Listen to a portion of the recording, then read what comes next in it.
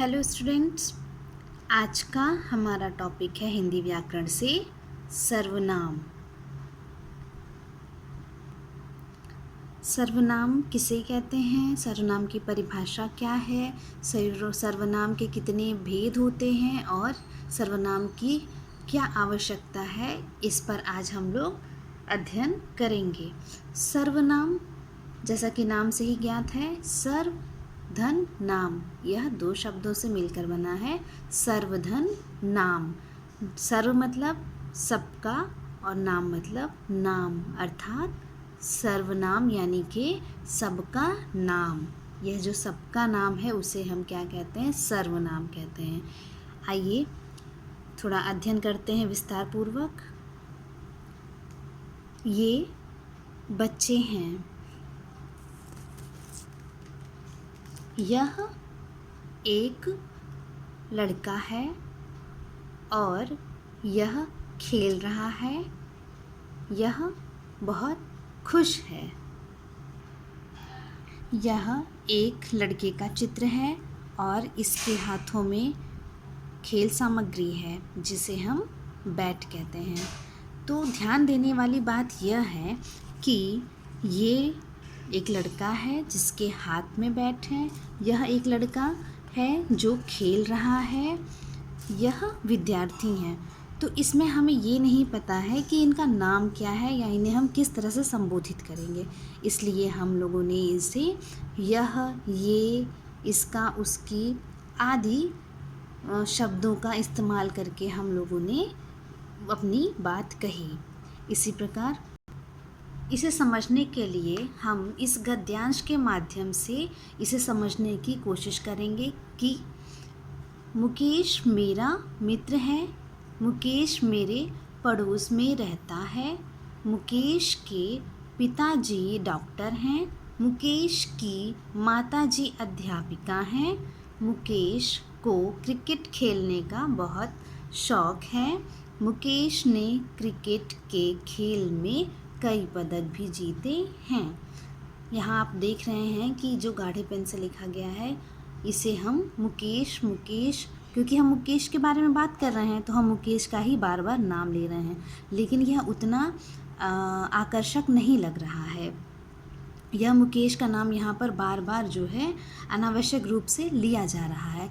तो इसको शुद्ध रूप से करने के लिए, इसको सही करने के लिए और आकर्षक बनाने के लिए हम इसे इस प्रकार से देख सकते हैं। अब इसी गद्यांश को हम इस तरीके से कहेंगे या पढ़ेंगे। मुकेश मेरा मित्र है, वह मेरे पड़ोस में रहता है, उसके पिताजी डॉक्टर हैं, उसकी माताजी अध्यापिका हैं, उसको क्रिकेट खेलने का बहुत शौक़ है, उसने क्रिकेट के खेल में कई पदक भी जीते हैं।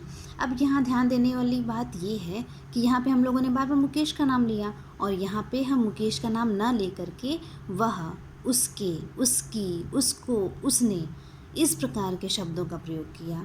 तो जब हम संज्ञा के स्थान पर यह नाम, आप सभी जानते हैं कि नाम जो है वो संज्ञा होता है, तो यह जो नाम है उसकी जगह पे हम लोगों ने जिस शब्द का प्रयोग किया वह होता है सर्वनाम। ऐसे ही मैं, हम, तुम, यह, वह, ये सारे शब्द जो हैं वह जो है सर्वनाम कहलाते हैं।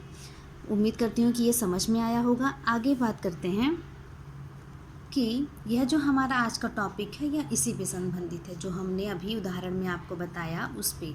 तो यह आज का हमारा टॉपिक सर्वनाम है। सर्वनाम की परिभाषा देख लेते हैं। संज्ञा के स्थान पर प्रयोग किए जाने वाले शब्दों को सर्वनाम कहा जाता है, जैसे मैं, तुम, वह, यह, वे, आप, कौन, कुछ, क्या, किसको, उसको आदि। इस तरीके के जो शब्द होते हैं वह जो है सर्वनाम शब्द होते हैं। सर्वनाम कैसे शब्द हैं? यह एक विकारी शब्द होते हैं। विकारी मतलब परिवर्तनशील होने वाले शब्द। तो हम इन्हें, ये जो एग्जाम्पल यहाँ पे दिए गए हैं, इसे हम लिंग वचन कारक के अनुसार भी बदल देते हैं। उसका, उसकी हो जाता है और इसको, उसको। तो यहाँ पे लिंग का भी यहाँ पे बहुत अधिक महत्व होता है। आगे यह स्पष्ट होता है कि सर्वनामों के प्रयोग से दूसरा जो हम लोगों ने अनुच्छेद पढ़ा था,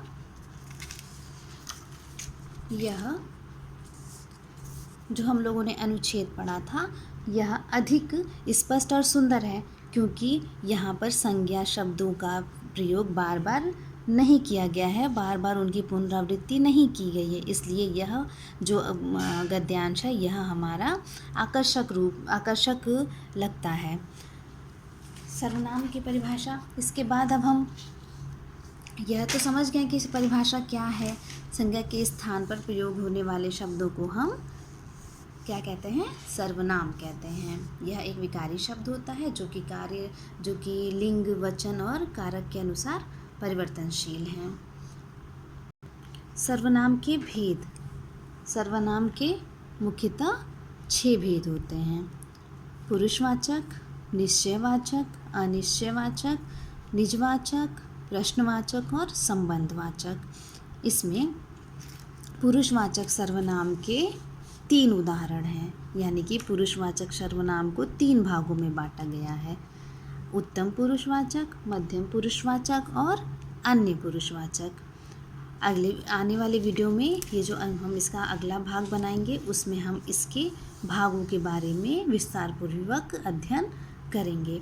तब तक के लिए आप सर्वनाम की परिभाषा, उनके प्रकारों को जो है याद करिए और उनका एक नोट बनाइए। अगले पार्ट में इसके आगे की हम लोग चर्चा करेंगे। धन्यवाद।